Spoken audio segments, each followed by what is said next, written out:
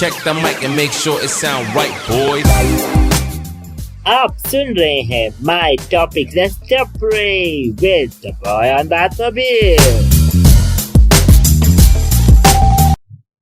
Okay, we're live now. Hi guys, this is Pulkit. Welcome to my show जिसका नाम है My Topic Let's Pray. सबसे खुशी की बात, thank you so much support करने के लिए, पिछले 50 के कंप्लीट करने के लिए और उन एपिसोड को सुनने के लिए thank you so much. And yes, मैंने सेलिब्रेट किया था, मैंने केक मंगाया था, मैंने आप सबको याद किया था और वो खा गया था, बट कोई बात नहीं. बट मे भी शायद आगे जाके कुछ बड़ी सेलिब्रेशन करेंगे तो और सबको बुलाएंगे, पक्की बात है. ओके गाइस, सो मेरा पॉडकास्ट करने का मकसद अभी बताऊं क्या, मैंने बता के थक चुका हूँ, बट स्टिल मैं बता देता हूँ. पॉडकास्ट करने का मकसद, वहाँ पे जो ऑडियंस है, जो मुझे सुन रही हैं, जो मुझे देख रही हैं यूट्यूब पे या स्पॉटिफाई पे सुन रही हैं, वो थोड़ी सी इंस्पायर करूं, नहीं इंस्पायर नहीं बोलूंगा, अब बोलूंगा कि अपने अपनी लाइफ में कुछ करना शुरू कर जाए, और जैसे मैं कर रहा हूँ वैसे ही आप लोग भी अपनी लाइफ में लग जाएं और शुरू हो जाए. ओके, सो गाइस, आज का एपिसोड क्यों स्पेशल है?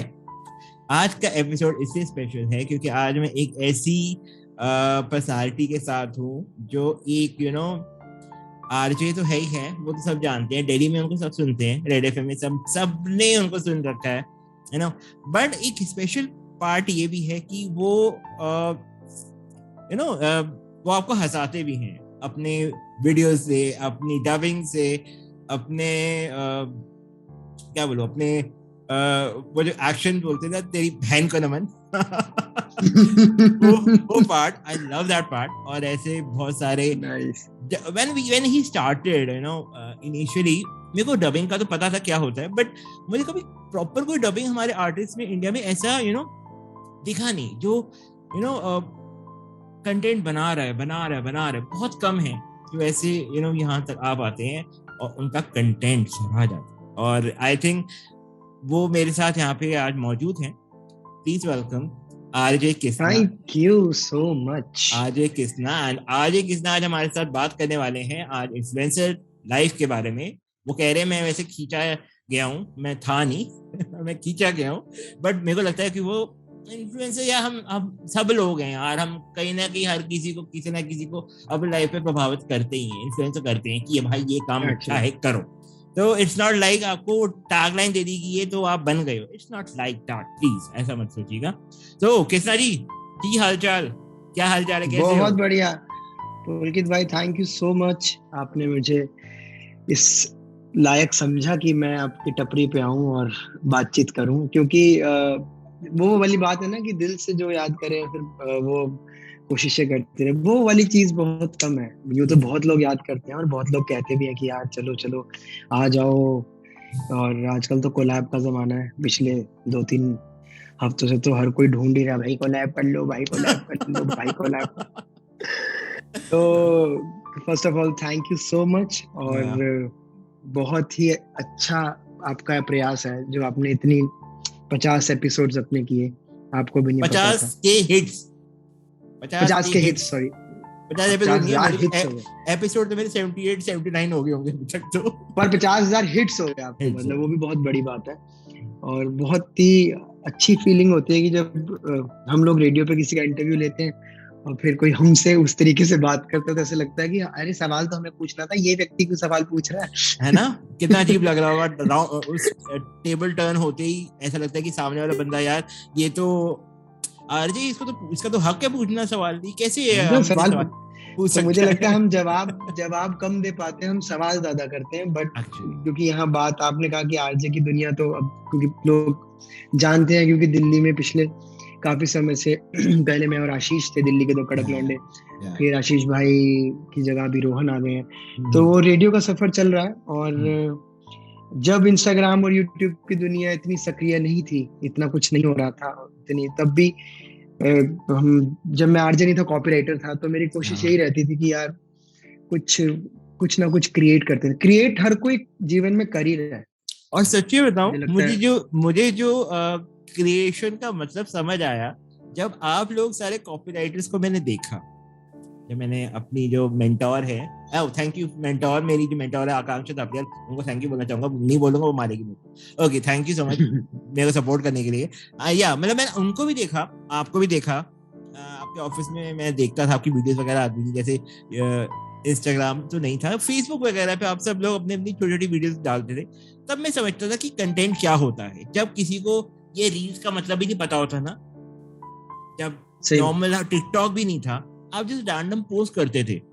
शायद डब स्मैश का टाइम था, हल्का डब स्मैश का टाइम था और धीरे धीरे ग्रो हो रहा था। मेरे तब भी डब स्मैश के दौरान भी मैंने कोई भी डब नहीं किया, मतलब और डबिंग, देखो मैं हमेशा से कहता हूँ, क्रिएटिवली आप किसी का काम देख के पसंद करते हो और फिर आप उस जैसा बनना चाहते हो, जैसा काम करना चाहते हो, वो हमेशा से होता है। मैं अभी आरजे नवेद की यहाँ तारीफ करूँगी, उनको मैं अपने स्कूल कॉलेज टाइम से सुन रहा था और मैं हमेशा कहता हूँ कि उनके जैसा कोई नहीं, बिल्कुल, मैं क्योंकि वो एक आवाज के धनी, फिर टाइमिंग, फिर ह्यूमर, और जब ये चीजों का कॉम्बो तैयार होता है ना, तो बहुत ही ब्लेस्ड आदमी है वो, कि किस तरीके से वो क्या करते हैं। तो मैं हमेशा सोचता हूँ कि ऐसा नहीं जो चीजें उन्होंने की वो पहले नहीं हुई थी, या वो चीजें जो उन्होंने कर दी उसके बाद नहीं हुई। बिल्कुल। या आज मैंने डबिंग शुरू की कि उससे पहले कभी डबिंग नहीं, बहुत डबिंग हुई है और बहुत अच्छे अच्छे आर्टिस्ट रहे। जैसे जावेद जाफरी का हम वो देखते थे, तकेश कासल आता था, वो बहुत ही कमाल था। सीजन 2 भी आ रहा है उसका, आई एम सो एक्साइटेड। बस बात मेरे को हमेशा से लगती आई है, जो जिस मामले में मैं खुद को ब्लेस्ड मानता हूँ, कि मेरी इम्प्रॉम्प्टनेस और मेरी डिलीवरी जो है वो बहुत बहुत सलीके से प्लेस हो जाती है। हाँ, एक तो होता है कि आप क्लासिकली ट्रेंड हैं और आपको पता है कि आप इस राग में कुछ गा रहे हो और आपको मालूम है कि इसके अंदर ये स्वर लग रहे हैं, और एक आपको लगता है कि आपने यूं ही गुनगुनाया और वो प्लेस हो गया, लोगों ने बोला यार जो गाया वो यहाँ लगा करके, क्या क्या तैयारी है, क्या गाया।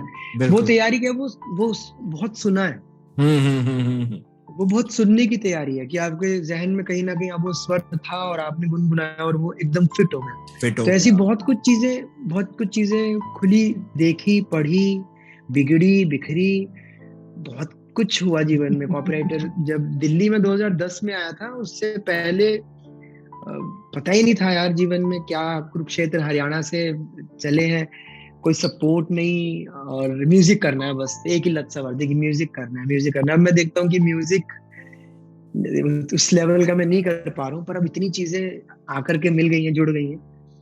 बट शुरुआत वही बेसिक आपका वही डेस्टिनी कुछ और सोचते हैं ना। हाँ, आप कुछ और सोच के चलते। जैसे मुझे कभी आरजे नहीं बनना था, मैं था ही मुझे कभी नहीं बनना था, क्योंकि मुझे याद है आशीष भाई ने एक साल अकेले भी शो किया, उस दौरान मैं बहुआ के साथ बैरागी कैरेक्टर करता था। तो वही रेडियो में मेरी एक एज एन मेरा फर्स्ट कैरेक्टर जो मैं कहूंगा कि लोगों को पसंद आया काफी, जिससे लोगों ने मुझे जानना शुरू किया कि यार एक व्यक्ति है जो चिट्ठियां लेके आता है, जगहों के नाम रखता है। और आप अगर गौर करें तो मेरे वही नाम है मेरी डबिंग के अंदर जो लोगों को बहुत पसंद आते हैं, चाहे वो लोलो डाइल सेवा हो, चाहे वो क्रिमसी हो, चाहे वो कुंजी भाभी हो, चाहे वो बहन को नमन हो, और वो मेरे नाम ही है। तो मुझे लगता है कि शायद मैं उस मामले में ब्लेस्ड हूँ कि उन जानवरों पे, उन बेजुबानों में मेरी आवाज जो है वो फिट हो जाती है। ऐसा नहीं है कि इससे पहले किसी ने जानवरों पे डबिंग नहीं की। मैंने शायद विदेश में बहुत करते हैं, बहुत तगड़े उनका भी सुनता है। बीबीसी पे बहुत एक अच्छे लेवल पे, आपको याद होगा बीबीसी के कुछ ऐसे शोज बने हुए हैं जो डबिंग पे बहुत ज्यादा पॉपुलर हुए हैं। हाँ, मतलब काम बहुत बहुत जेन्युइन काम होता है, और मेरे से अच्छे अच्छे आर्टिस्ट हैं। और मैं तो कहता हूँ कि लोग कई बार लोगों को लगता है कि यार ये तो बहुत ईजी है, जैसे मुझे लोग बहुत डीएम करते हैं, भाई मैं करना चाहता हूँ, मैं आपको भी कॉपी करता हूँ, और कई लोग अब हूबहू कंटेंट ही डाल देते हैं, उनके भी 150K वो रखे हैं, सब चल ही रहा है, वो एक मिक्सी घूम रहा है सब उसमें।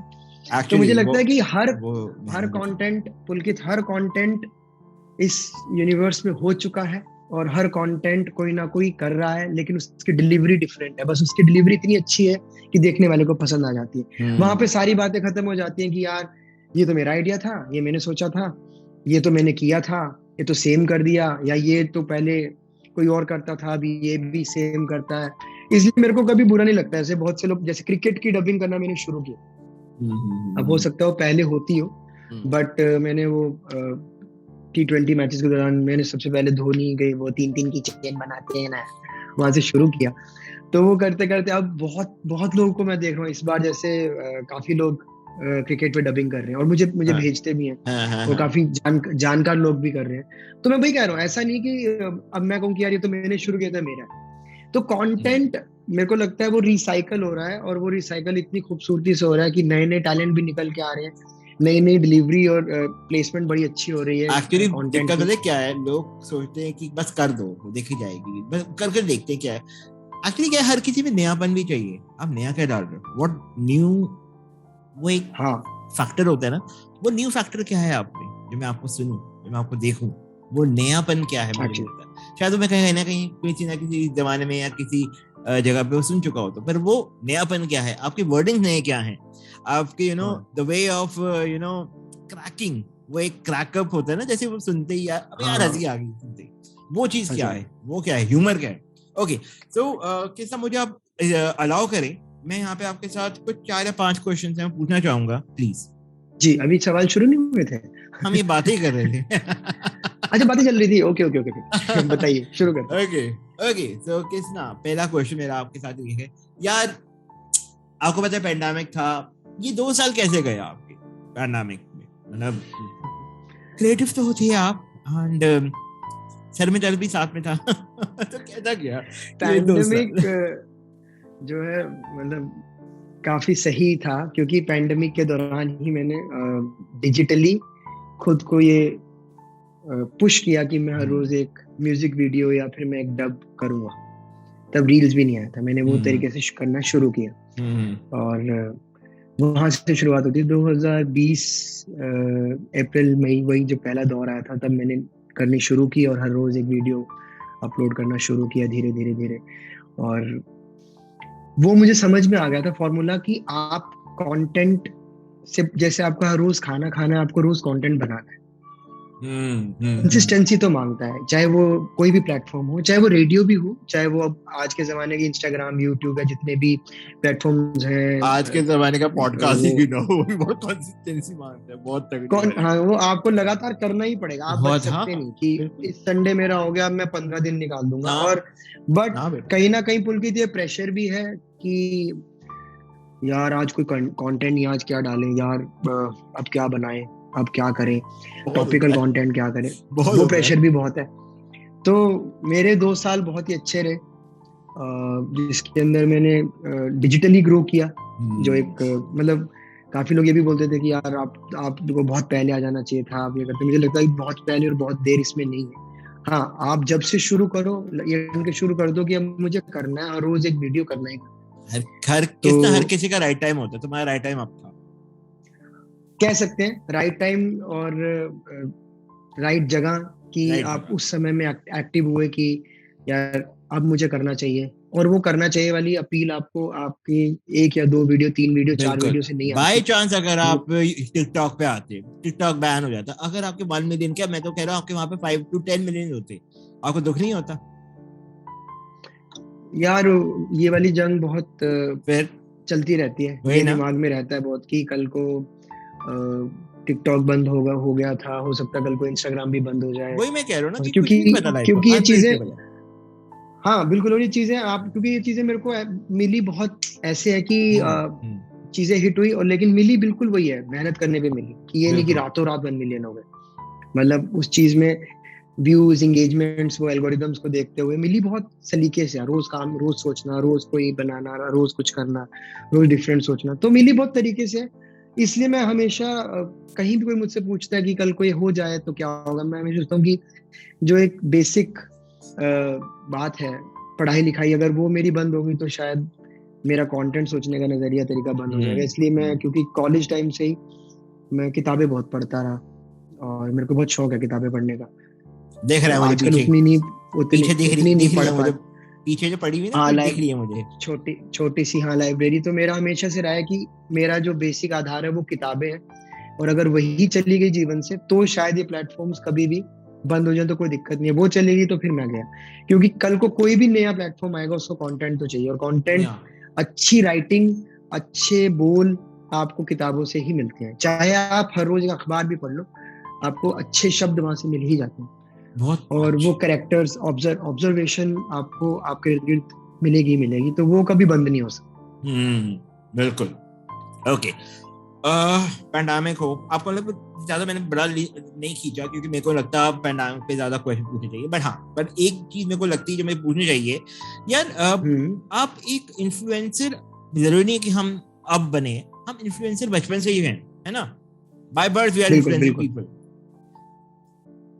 ये जो इफेक्ट था इन्फ्लुएंसिंग का आपके एक व्यक्तित्व का, बहुत ज्यादा बोल, एक व्यक्तित्व का नहीं, सही बोलिए, सही एक व्यक्तित्व का जो आपका प्रभाव था, कैसा पड़ा लोगों पर? अच्छा था, बुरा था, न्यूट्रल था, कैसा था? जब कामयाबी आपके पास आती है तो बहुत सारी चीजें लेकर के आती है। अब आप इससे मतलब आप ये क्वेश्चन तब अप्लाई होता है जब आप एक सिर्फ किसना थे, बस आप आरजे भी नहीं थे, आप आरजे भी नहीं था, इन्फ्लुएंसर भी नहीं थे। मैं नॉर्मली आपको बता रहा हूं, मैंने एक चीज बहुत फील की है और ये बहुत ही जेन्युइन बात है कि जब आप एक नॉर्मल इंसान होते हो, खैर मैं अभी भी अपने आप को नॉर्मल इसलिए मानता हूँ क्योंकि मैंने इस चीज की चाह नहीं करी थी। मेरा कोई भी मकसद नहीं था कि मैं ये करूंगा तो ये हो जाएगा, कि मैंने अब ठान लिया अब मुझे 1 मिलियन करने, ऐसा था ही नहीं। मैं आपको बताऊं, मैंने छोटा सा एग्जांपल है कि जब मेरे 50 के हुए थे तो मैं गोवा में था, तो मैंने 2021 फरवरी 22 फरवरी के आसपास से सोचा, मैंने अपने दोस्त अभिनव को बोला, मैंने कहा भाई 50 के हुए, मुझे लगता है कि 2021 इस साल के अंत तक या 2022 तक मेरे 100 के हो जाएंगे। सोचो, मैंने 50 के और सोचे थे कि 50 के भी हुए तो अभी करते करते करते शायद मैं 100 के तक भी पहुंच जाऊं, तो मेरे लिए बहुत है। मैं जिस पड़ाव, जिस जगह से मैं आ रहा हूं, तो मेरे को वो जगह याद है, लाइक अपने रूट्स मुझे मालूम, रूट्स याद है, मैं तो मुझे बोलता हूं बिल्कुल कि मेरे को मालूम है कि मैं वहां से आया और मेरे पास क्या क्या चीजें थी, मैंने क्या क्या पढ़ा लिखा, क्या क्या किया, कैसा घर है, घर पे क्या माहौल है, तो मुझे वो याद है। मैं एकदम से इस दुनिया का हिस्सा नहीं बन गया, ओह वाह सर आइए एक पिक्चर, आइए सर फोटो, अरे सर क्या बात, अरे आप तो सर। तो वो 10 साल मेरे को याद है कि कैसे मैंने वो 10 साल बिताए। तो ये बहुत बहुत सही है कि जब आप नॉर्मल होते हो वो जिंदगी बहुत अच्छी होती है, बहुत अच्छी। और अभी उस टाइम पे क्या होता है, आप इतना लोड नहीं लेते, आपको लगता है कि चलो यार जो कर रहे हैं अच्छा कर रहे हैं, आपके फॉर्मेट बने होते हैं। अच्छा, कभी मॉल जाते तो फोटोग्राफ क्लिक करने को बोलते हैं लोग, पहचान जाते हैं? पहचान जाते हैं, अब बहुत पहचान जाते हैं। मतलब पहले रेडियो की ताकत आज भी है, लेकिन पहले और भी ज्यादा थी। पहले लोग रेडियो को से भी रेडियो सुनते थे, बिल्कुल। कि लेकिन रेडियो के बाद जब डिजिटल इतना हावी हो गया रेडियो स्टेशन पर भी कि आपको वीडियो बनाने हैं, वीडियोस करने, तब फिर लोगों ने पहचानना शुरू किया कि क्योंकि एक बैरागी की आवाज के लोग कायल थे, लेकिन ये बैरागी है कौन, ये दिखता कैसा है। उस दिन बैरागी का चाम खत्म हो जाता था। जैसे मुझे बहुत से लोगों ने बोला भाई आप बैरागी हो, अब जब मैं सुनूंगा ना तो मेरे को उतना मजा नहीं है, मेरे को पता चल गया इस आवाज के पीछे चेहरा है। ये बहुत गलत है, ये नहीं होना चाहिए। तो बट वही वाली बात है कि आपकी ऑडियंस हर तरीके की होती है, वो आपको कैसे एक्सेप्ट करती है वो उनके ऊपर छोड़ देना चाहिए। तो जब आप नॉर्मल होते हो और धीरे धीरे जब आपके पास चीजें आना शुरू होती हैं, तो मुझे याद है मेरे घर वाले बोलते तू दिल्ली में क्या कर रहा है, वहाँ कुछ नहीं है, टाइम वेस्ट कर रहा है, तू वापस इधर आ जा यार, तू यहाँ पे पढ़ाई कर अपना। इसकी मैंने मास कॉम किया था, तो हमारे कुरुक्षेत्र यूनिवर्सिटी है, तो पिताजी बोलते थे यहाँ आकर के नेट क्लियर कर दे और फिर पीएचडी कर दे, यही मकान मिल जाएगा यूनिवर्सिटी में बढ़िया, और मकान के नीचे पार्क है, उसमें आम का पेड़ लगा, आम लगते हैं, मोर आते हैं। उनका क्लियर था कि यार यहाँ पे लेक्चरर लग जाओ और जीवन सेट है। बट वो समझते रहे कि भाई क्या करता रेडियो, तो मैंने शुरू में बोला कि कॉपीराइटर हूँ, बोला पता नहीं तू किस काम बोलते थे, स्टेनो लग गया क्या, स्टेनो? नहीं, मैं क्या नहीं जी नहीं, वो कोर्ट में नहीं, मैं तो रेडियो स्टेशन में। अच्छा, तो फिर एक मेरे बोला कि मैं तो प्रोड्यूसर बन गया, तो यानी कि शो के पीछे जो एक प्रोड्यूसर होता है, जी, जो एक शो प्रिपेयर करता है, जी। तो बोला तू प्रोड्यूसर बन गया, तेरे को किसी ने पैसे दे दिए, तू कहाँ प्रोड्यूसर बन गया? मतलब अपने पता क्या होता, हमारे पेरेंट्स को भी विश्वास नहीं होता कि ये भी कर सकता है। But when I told my mother also that I completed 50K or 50K hits on अच्छा तूने कर दिया, तूने, मुझे लग तो नहीं रहा था। I was like, उनके लिए वही होता है यार, नहीं करा सकते हम, नहीं विश्वास। बट फिर धीरे धीरे जब ये चीजें होती है ना, जैसे मेरी जिंदगी में पहला पड़ाव, मैं एज अ कॉपीराइटर मेरे काम किया, फिर मेरे को आरजे बनाया गया, तो मैंने घर पे बताया कि मैं आरजे बन गया, तब भी उनके लिए नॉर्मल था, आरजे बन गया ठीक है, क्या होता है आरजे। लेकिन जब धीरे धीरे वीडियोस हमने करने शुरू किया, मेरे पिताजी ने वीडियो मेरा पहला देखा, तब उनको समझ में आया कि हाँ अब शायद ये कुछ कर रहा है। तब मैंने पिछले 6 सालों में अपने पिताजी में एक बदलाव महसूस किया, कि मेरे पिताजी ने मेरे प्रति थोड़े से वो नरम हो गए कि हाँ now he is doing something. तो मैं वही बोल रहा हूँ, जब आपके पास कुछ कुछ चीजें जुड़ती है ना, तो सबसे पहले आप बदलाव महसूस करते हो घर वाले, फिर आपके दोस्तों में, ये मैंने नोटिस फिर किया। आपके दोस्तों में, फिर आपके ऑफिस में, और फिर आसपास के और जो आपके जुड़े हुए लोग हैं। तो जैसे ही आप कुछ करने लगते हो, मुझे लगता है कि मैं तो वही हूँ, लेकिन मेरे आसपास का माहौल बदलता जा रहा है, ये क्यों हो रहा है? ये तो है, ये तो है।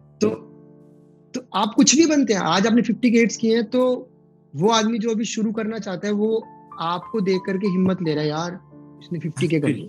एक्चुअली मैं तो आपको कॉल भी आएगा, आपको डीएम भी आएगा, आपको प्रोत्साहन भी मिलेगा, आपको बहुत से लोग बधाई भी देंगे, तो आपको लगेगा कि मैं तो वही पुलकित, और मैं वही काम कर रहा हूँ। तो आज ये दुनिया, आज ये एकदम से मेरे बाहरी दुनिया कहाँ से क्रिएट होगी? मैं वही हूँ, कोई चेंज नहीं आया मैंने, तो मैं वही हूँ, सेम वही हड्डी, आपकी दिनचर्या वही है।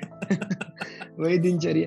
तो मेरे को लगता है कि ये चीजें आपके साथ होती रहेंगी आगे भी, और ये भी है कि आगे ऐसा भी होगा, लोग नापसंद भी करेंगे, लोग आपको उस लेवल का प्यार नहीं देंगे। तो मैं हमेशा कहता हूँ कि अभी भी करते हैं, अभी भी पसंद करने वाला भी नहीं करते, कोई चेंज नहीं आता। हाँ, तो इसलिए वही जो आपके बेसिक है, किताबें पढ़ना, लिखना, गाना गाना, वो चीजें बहुत जरूरी है, ताकि आप अपने आप को कभी कम ना आंको कि हाँ मैं जो कर रहा हूँ वो बेहतर है, मेरे लिए तो ये बेस्ट। क्योंकि मैंने ये भी नहीं सोचा था पहले, मैंने ये नहीं सोचा कि मैं दिल्ली आऊंगा, और फिर ये नहीं सोचा कि दिल्ली आके नौकरी करूंगा, फिर ये नहीं सोचा कि मैं कोई रेडियो पे मेरी आवाज का कायल हो जाएगा, नंदकिशोर बैरागी कैरेक्टर का, फिर मुझे आरजे बना दिया जाएगा। तो ये सब चीजें एक पड़ाव है, और हर पड़ाव हर समय पे मेरे लिए बहुत अच्छा रहा। लेकिन मैं आज वही बात बोलता हूँ, किसी को अभी भी, अब तक भी उतनी ही मेहनत लगती है। हाँ, फर्क सिर्फ इतना है कि अभी 2 लाइन सोचने में और लिखने में फटाफट आ जाता है, पहले बहुत देर लगती थी, क्योंकि वो प्रैक्टिस हो गई है।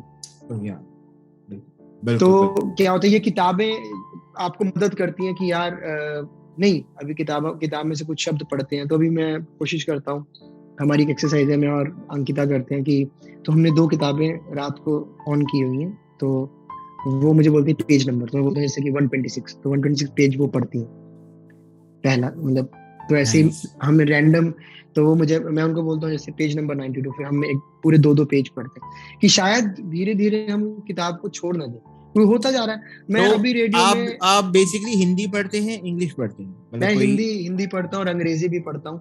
अंग्रेजी कम पढ़ता हूँ, पर मेरी हिंदी पे थोड़ी पकड़ अच्छी है, क्योंकि मैंने हिंदी प्लेज किए, मैंने कॉलेज में थिएटर किया, और मैंने तैयारी की एनएसडी की, एफटीआई पुणे की, मैं स्क्रीन पे राइटिंग में जाना चाहता था। तो पुरानी कहानी है, करना तो मैं बहुत कुछ चाहता था, बट वही है कि हर किसी को लग रहा है कि अब पा लिया, अब हो गया, बट मुझे लगता है कि नहीं, ऐसा भी नहीं लगता कि यार मेरे को मुंबई जाकर ट्राई करना चाहिए था, ऐसा भी नहीं लगता कि यहाँ कुछ मिल नहीं रहा। तो मुझे लगता है मेरे पास जो हो रहा है, जैसे चल रहा है, मैं बहुत संतुष्ट हूँ, बहुत अच्छा है, क्योंकि मैं यहाँ तक सोचा भी नहीं था। इसलिए मैं बहुत बहुत ब्लेस्ड और बहुत थैंक यू फील करता हूँ, ग्रेटफुल भी फील करता हूँ कि मैं यहाँ तक ये काम कर पा रहा हूँ। अच्छा, अगर ये आरजे के साथ इन्फ्लुएंसर का टाइटल ना आता तो क्या करते भाई? वही चीज की इन्फ्लुएंसर, मेरे को अभी, मैं पिछले मार्च में मैं कहूंगा मेरे 1 मिलियन हुए, और ब्लूटिक भी कुछ एक हफ्ते बाद आ गया था, कुछ समय बाद। तो तब से मैं देख रहा हूँ कि बहुत बदल गया है। अच्छा, अब क्या होता है कि थोड़ा सा आपको भी ब्लूटिक, अब क्या होता है, हर किसी को, जैसे किसी को मैं मना कर देता हूँ, तो व्यक्ति लगता है इसमें तो एटीट्यूड आ गया, इसमें तो भाई ये तो बदल गया, इसमें इसका तो सितारे अलग हो गए, इसका तो स्टारडम आ गया। तो मुझे लगता है कि यार आपको अच्छे काम की और अच्छी चीज की परख है। आप बेशक कुछ भी सुन रहे हैं, देख रहे हैं, चाहे वो रील्स है, चाहे वो कोई गाना, लेकिन आपको उसमें पारंगत नहीं है, लेकिन आपको पता है कि इसमें अच्छा क्या है और इसमें बुरा क्या है। तो अगर किसी को लगता है कि यार किसी को भी, किसी भी व्यक्ति ने, मान लो कल को बोले पुलकित के 50 के हिट केस में 32 डाल है, ये तो आज हमें कह ही नहीं रहा कि हमसे हमारे साथ बात करे, इस बोल ही नहीं रहा, तो वो लोगों की प्रतिक्रिया आपके प्रति आती है कि यार ये आ गया। लेकिन मेरा पॉइंट ये है कि जहां आप सही हो, आप अपने हक की बात रखो।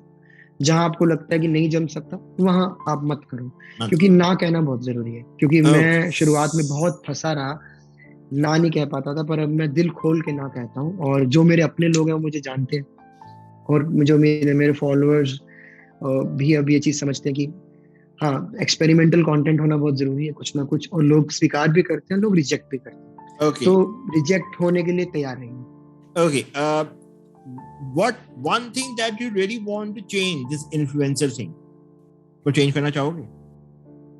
यार मैं तो मैंने ये बनाया ना मैं ये चाहता कि बट मैं तुम आकर एक्सपीरियंस कर भी रहे हो ना, तुम शायद तुमको कुछ ना कुछ लग रहा होगा कि कुछ तो शायद मैं चेंज कर सकता हूँ, मेरे व्यक्तित्व का प्रभाव पड़े शायद इस चीज में चेंज।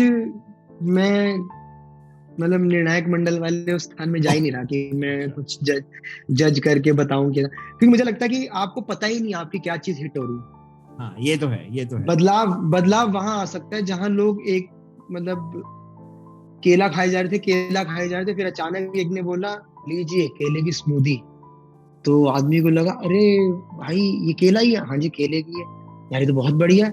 फिर किसी ने केले की स्मूदी में और चीजें ऐड करके सजा करके, सर लीजिए केला स्मूदी अस्फाटिडो गीगा एंडालोजी, तो उसकी और हिल गई भाई ये क्या बना दिया, अब उसको भी बता दिया है तो केला ही। तो मैं वही चीज बोलता हूँ हर बार कि चीजें वही हैं, प्लेटफॉर्म नए हैं, आप उन प्लेटफॉर्म्स को अपने ऊपर हावी मत होने दें। आप उसके अंदर चेंज नहीं ला सकते, एटलीस्ट आप अपने कंटेंट को उस एक ऑडियंस तक पहुंचा सकते हो, और आपके अंदर वो ये पागलपन ना हो कि मुझे सारी ऑडियंस मिल जाए। ये तो है, बिल्कुल सही बोल। आपको अपनी ऑडियंस का पता रहे, और आप उस ऑडियंस को लेकर के दिमाग में चलते जो, तो आप ट्रैक पे रहो। तो इसमें बदलने वाली और कुछ करने वाली नहीं, आप अपने कंटेंट में बदलाव लाएं। Okay, cool. तो भाई ऐसे रहने देते, कोई दिक्कत नहीं है, आप जैसा कर रहे हो फॉलो करते। ओके, तो मेरा नेक्स्ट ऐसे ही इंस्टाग्राम। यस। ओके, तो मेरा नेक्स्ट क्वेश्चन है, लास्ट क्वेश्चन है, what do you think that as a personality जिसको आप सोचते हैं, आप एस्पायर करते हैं, जैसे मेरे को ऐसा बनना है ना, कोई ऐसी पर्सनालिटी है जो आपको लगता है कि मेरे को इसकी तरह बनना है, या मैं इनको एज अ रोल मॉडल मेरे रहे हैं, या मैं इनको सोचता हूँ कि यार यहाँ तक तो मैंने पहुंचना है। और इसके साथ लास्ट क्वेश्चन इसी का, एनी मैसेज टू सोसाइटी? जी, मैं बहुत से राइटर्स को बहुत आइडल मानता हूँ। जैसे मैं बहुत से कवि हुए, बहुत से लेखक हुए, और मुझे मालूम है कि मैं उनके जैसा कभी नहीं लिख सकता, ना मैं उनके जैसा बन सकता। और ये बहुत सच्ची बात है, क्योंकि writing is about feeling emotions, और वो भाव जब आप लेकर के चलते हो, तो मेरे को कभी ऐसा नहीं आया कि मेरे को इनके जैसा बनना है, या ये मैं ऐसा करना चाहता हूँ, या मैं आज ऐसा गा सकता हूँ, या मुझे ऐसा गाना बनाना है। मुझे लगता है जो मैं हूँ, जो चीजें मुझ में है, इस उम्र के पड़ाव तक जो मुझ में आई है, जो मैंने देखी, समझी, परखी, गलतियां की, बहुत सारी चीजें हुई, पर एक अच्छा इंसान बनने के जब प्रोसेस है, मैं शायद उसमें अपने आप को अभी शामिल कर रहा हूँ कि हाँ यार मैं एक अच्छा इंसान बनना चाहता हूँ। पहले बिल्कुल हर मीडियम में, इन्फ्लुएंसर, आरजे, नौकरी, दौलत, शोहरत, पैसा सब साइड में रख के मैं एक अच्छा इंसान हूँ, ताकि मैं किसी भी व्यक्ति से मिलूं तो उसको लगे कि हाँ यार मजा आया, मतलब मेरे को भी मजा आया कि हाँ यार इस तरीके के लोग भी हैं। तो मैं अच्छा काम करना चाहता हूँ, वो तब तक जब तक वो अच्छा हो। ये नहीं कि मैं उसको पकड़ के बैठा हूँ और मैं को करना ही करना है, मेरे को करना ही करना है। जैसे मैं हमेशा इंडियन ओशन के एक ड्रमर अमित किलम, मैं उनको हमेशा बोलता कि इंडियन ओशन इतने टाइम से इतना अच्छा म्यूजिक कर रहा है, तो अमित किलम बोलते थे कि जब तक अच्छा हो रहा है तो हम तब तक ही कर पा रहे, अगर वो अच्छा नहीं होगा तो हम कैसे करेंगे। मतलब ये नहीं कि आज बैंड बन गया तो अब गाना ही गाना। अब वो कहते हैं ना कई बार, यार अब इसमें वो बात नहीं रही, अब इसके कंटेंट में वो बात नहीं रही, अब तो ये बस इसे खींच रहा है। ऐसी हर फील्ड में होता है, यार अब ये बैटिंग अच्छी नहीं कर पा रहा है, इसको संन्यास लेना चाहिए। तो हो सकता है कि मैं अभी भी बहुत कोशिश करता हूँ यार 10 दिन के लिए इंस्टाग्राम से गायब हो जाऊं या कुछ पढ़ने के लिए कहीं चला जाऊं या कुछ लिखने के लिए, कुछ गाना बनाने के लिए कुछ ब्रेक लूं। और मे भी मैं ऐसा कर पाऊं, मैं कोशिश कर रहा हूँ कि हफ्ते में एक दिन किसी वेंसडे इंस्टाग्राम खोलना ही नहीं। ये बहुत, जिससे कि ये भी बहुत बड़ा टास्क होता है अपने आप को सोशल मीडिया से दूर रखने का, ताकि मैं कुछ नया सीख के कुछ कर पाऊँ। तो इसलिए बनना और ना बनने की टेंडेंसी के बीच में आपको नहीं रहना चाहिए कहीं भी। मुझे लगता है आप बन चुके हो, अब आप वो बनने के जो प्रोसेस में हो ना, कि आप और क्या कर सकते हो ये बनने के बाद। जैसे कि आज मैं एक नौकरी पे आया, मुझे तनख्वाह मिलने लगी, मैंने अपना घर बनाना शुरू किया, घर में अच्छी चीजें जोड़ी, अब मेरे सोसाइटी के प्रति और क्या चीजें मैं कर सकता हूँ। बिल्कुल। जैसे बहुत ही अच्छी चीज मैंने कुछ समय पहले ही फील करी कि हम किसी को देखते हैं यार, किसी लड़की को देखते हैं, किसी लड़के को देखते हैं, यार इसको कितनी जरूरत है मेरी, मैं इसके दुख दूर कर सकता हूँ शायद इससे बात करके, किसी लड़की से बात करके, ओ मैं आपकी हेल्प कर दूं, लड़के से मैं आपकी हेल्प कर दूं। तो मुझे लगता है कि मैं अभी उसकी मदद करने जा रहा हूँ। उससे पहले जो मेरे नजदीक मुझसे जुड़े हुए लोग हैं, पहले उन्हें देखूं क्या उनको मेरी जरूरत है। बिल्कुल। तो अगर मुझे लगता है कि मेरे से जुड़े लोगों को मेरी जरूरत है, तो पहले मुझे उनको ठीक करना चाहिए, बजाय कि मैं एक नए व्यक्ति को जाकर के ठीक करना। बिल्कुल। Okay, so Krishna, thank you. ये था मेरा पूरा आपके साथ एपिसोड। बड़ा मजा आया। कैसा लगा? How was it? How you felt? बहुत अच्छा लगा कि देखो, दिल की बात जहाँ कही जाए, बिल्कुल, वो जगह बहुत कम है। कहते हैं कि गाने तो लोग सुनाते हैं, जो दिल सुना दे वो बात ही अलग है। तो मैं भी खुल के आपसे बात कर पाया, और क्योंकि आपके आखिरी सवाल का मैं जवाब नहीं दे पाया, वो इसलिए भी क्योंकि सोसाइटी को कोई संदेश, मतलब मुझे नहीं लगता देना चाहिए, क्योंकि सोसाइटी खुद बहुत ही समझदार, चालाक, जज करने वाली एक ऐसी अम्मा है। तो मैं यही कहूंगा सोसाइटी नाम की अम्मा को, कि सोसाइटी देखे उगता सूरज, सोसाइटी देखे ढलता सूरज, सोसाइटी समझे बारिश का होना, सोसाइटी समझे किसी का ना होना और किसी का होना। तो मेरे को लगता है नेचर ही समझना चाहिए समाज को, और वो जिस दिन नेचर को समझ लेगा समाज की प्रकृति क्या है, सब कुछ अच्छा लगने लगेगा। अगर किसी को बादल पसंद है, किसी को सूरज पसंद है, किसी को अंधेरा पसंद है, चांद पसंद है, तारे पसंद है, तो सोसाइटी ही है जो ये चीजें पसंद करती। और सोसाइटी की जो स्टोरीज हैं, जो 15 सेकंड वाली, उसमें जज करने के लिए बहुत माल है। आप जाए देखें। ओके, सो कृष्णा, जाते जाते एक लास्ट जो आपका सबसे यशराज मुखाते के साथ जो सॉन्ग है, वो हो पाएगा वो? बिल्कुल सर। उसकी कहानी भी यही है कि वो मेरा पहला डब था जो कि बहुत वायरल हुआ था। हाँ जी। और इसलिए मैंने उसको यशराज के साथ एक गाने में तब्दील किया। ओम शिवम डिंग डिंग बो, ओम शिवम डिंग डिंग बो, सस्ते नसे, ओम शिवम डिंग डिंग बो, सस्ते नसे, नमक संगलो। तो इस गाने को भी बड़े इंटरेस्टिंग तरीके से मैंने लिखा था, जिसमें बहुत बीच में उतार चढ़ाव भी आते हैं, बट यशराज ने भी बहुत अच्छा बनाया इसको। तो मेरे लिए लास्ट ईयर इसी समय की बात है, मेरी पहली बार यशराज से बात हुई थी कुछ अप्रैल के महीने में, और ये गाना बन गया था। तो बड़ा मजा आ रहा है। आप भी यूं ही प्यार करते रहें, यूं ही सुनते रहें, देखते रहें, जब तक है हम आपकी सेवा में। बिल्कुल। तो गाइस, ये था मेरा आज का शो। आपको कैसा लगा मुझे जरूर बताइएगा, एंड आप कृष्णा को तो फॉलो करते ही हैं, and please support him as well as और ज्यादा, ताकि इनका कंटेंट और ज्यादा लोगों तक पहुंचे। एंड सो गाइस, जाते जाते thank you so much, and क्या करना है, ध्यान रखना है और दुआ में रखना। Bye bye, thank you so much Pulkit. आपका यूं ही जो जोश है काम करने का, वो बना रहे, और बहुत अच्छा लगा मुझे। टेक केयर, हम जल्द से जल्द मिलते हैं। हाँ, पक्का। Take care. God bless you.